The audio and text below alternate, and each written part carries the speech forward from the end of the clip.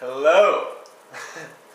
So I got this video camera a couple weeks ago, and I have come up with so many ideas about how I can use it to bless people.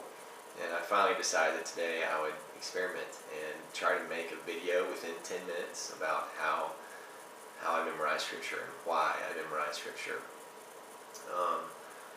Because the ways that I used to do it were not life-giving for a long time. But over the past probably 2 years, it's become very integrated in my life. I love it, I enjoy it, and I think it's been fruitful for my life with God, my life with the Bible, my life with the church, His church.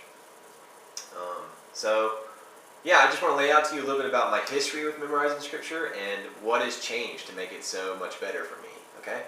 So, here's the thing. I used to memorize scripture in the way that I thought everybody did. And it was basically, you get like a flashcard and you write out your verse on one side, so like John 3:16. Then on the other side, for God so loved the world, He gave His only begotten Son, whatever. That's King James. So I would do that, and then I would memorize, basically to the point where I could recite the verse that I had written down word for word. Okay? But that to me had some problems, and the problems were this. If I wanted to memorize a large chunk of scripture, or if I just wanted to memorize a large variety of verses, like say a chapter or an entire chapter or just a wide variety of verses, I had to review like crazy. And to recite an entire chapter takes a little while. And to recite 20 verses takes a little while. So I was dropping a lot of time in just reviewing those verses over and over again. I got tired of that. So the endless review was a problem to me, and then another one was, this is a little hard to describe if you've not actually tried to do this, but what I would say, I would describe it as being very locked into the word sequence and being very locked into unimportant words. So maybe I can relate it this way. If I ask you to tell me what the third line of the Pledge of Allegiance is or something like that, you probably couldn't do it. You'd probably have to start at the beginning. I pledge allegiance to the flag, the United States of America, and to the Republic. So maybe that's the fourth clause or whatever. You couldn't just jump in and say, oh, fourth line, to the Republic. You know, you have to start at the beginning and go through it. It's like it almost felt like a type of slavery. If I wanted to mention a verse, okay, so here's an example. My buddy Steve and I, when we were doing high school ministry a few years ago, we decided we wanted to memorize the book of James. It's 5 chapters. We were talking about it with our high school guys all the time. So what I found out was I memorized chapters of James, but for me to think of what's James 1:12, I had to pick it up basically at verse 1 and then go like Pledge of Allegiance style, and then I can, okay, so that's what James 1:12 is. I was like, well, that's impractical.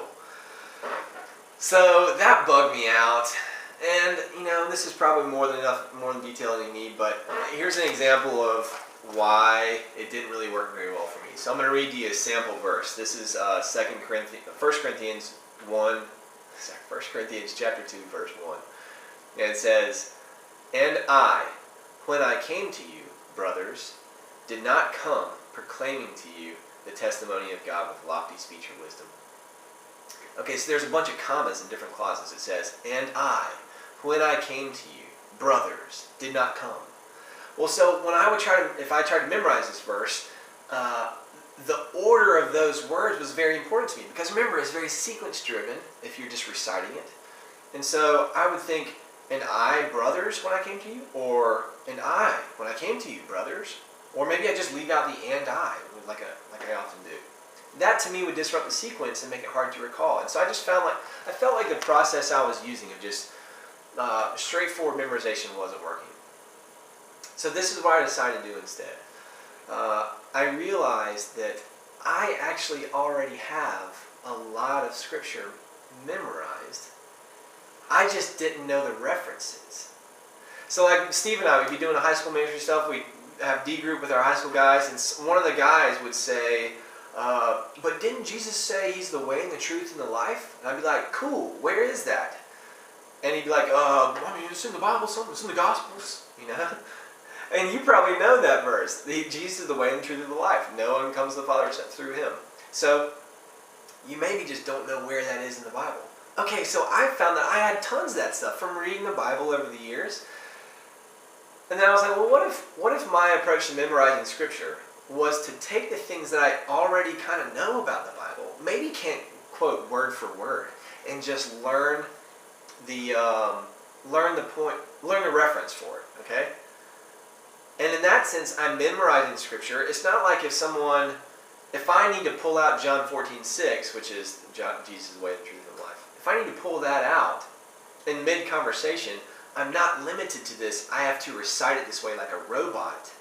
I already have a general sense of where it is, and instead of me just being like, well, John 14:6 says, I am the way and the truth and the life. No one comes to the Father except through me. I don't have to say that. I can just be like, well, because it sounds really arrogant. It can be kind of hard to receive, except it's like maybe prideful. I don't know. So I can say, well, look at John 14:16. We'll just sort of turn there and let me see my Bible. You can just turn there and read it, and that it seems much more personable. It's more practical. It gives me freedom to kind of not have to know every word exactly, but just sort of understand the gist, the essence of the passage, and then quote that, and we can read it because we have the Bible nearby. Or everybody has it on their iPhone. It's very accessible. Why memorize it word for word if it's so accessible? There are good reasons to do that, actually. So I'm just trying to illustrate my approach, or motivate my approach. Okay, so that's some of the reason why. Basically, my whole approach to Scripture is I spot a verse that I know I already know.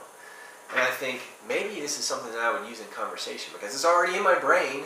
Maybe I could be talking with someone about God, and I would think, oh, that's in the Bible, but I don't know where it is. So if I find one of those, then that's what I decide to memorize the reference for. So I've got a whole process for how I do that, and I think I need to make a second video because this is now 7 minutes.